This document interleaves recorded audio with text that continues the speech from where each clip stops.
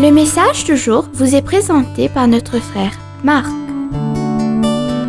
Salut, chers bien-aimés de notre Père Céleste. Alors que nous commençons cette semaine, je veux vous diriger vers Jacques chapitre 1, verset 22, où il est écrit « Soyez les acteurs de la parole de Dieu, et non seulement ceux qui écoutent, sinon vous vous trompez vous-même. » Bien-aimés, nous devons comprendre que Dieu ne nous enseignera pas quelque chose de nouveau jusqu'à ce que nous ayons mis en pratique ce qu'il nous a déjà enseigné.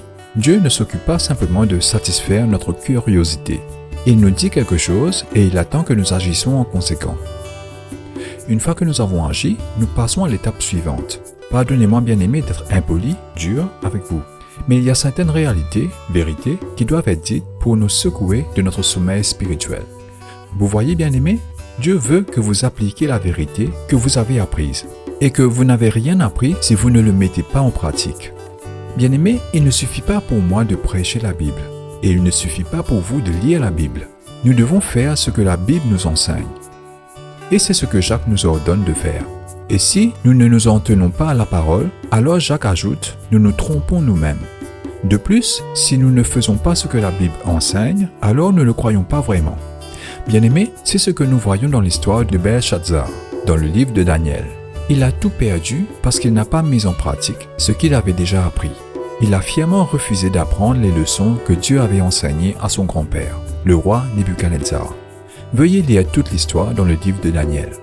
La Bible rapporte que Daniel lui a dit « Tu es son successeur, ô Belshazzar, et tu savais tout cela, mais tu n'étais pas humilié. » Référence Daniel chapitre 5 verset 22. Belshazzar avait vu comment Nebuchadnezzar a perdu la tête pendant près de 7 ans à cause de l'orgueil. Il a vu toutes les erreurs commises par son grand-père, et aussi il l'a vu corriger ses erreurs. Belshazzar a vu le bien et le mauvais dans la vie de Nebuchadnezzar, et pourtant il a choisi d'ignorer Dieu et les leçons qu'il a apprises. Alors Dieu lui a retiré son royaume.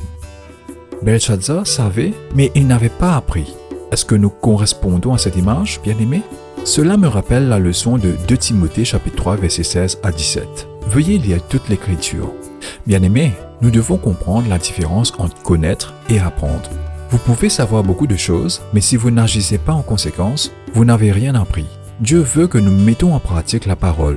Et cela signifie qu'il nous soutiendra alors que nous allons de l'avant dans la foi, en appliquant les choses qu'il nous a enseigné de faire. Mettez-vous en pratique ce que Dieu vous enseigne? Je laisse cette question à votre cœur. Que Dieu vous bénisse tous. Profitez de votre journée en lui. On se rencontre demain. Au revoir. Si toi aussi tu crois que la parole de Dieu est une bénédiction, partage-la et sois une source de bénédiction pour les autres, toi aussi.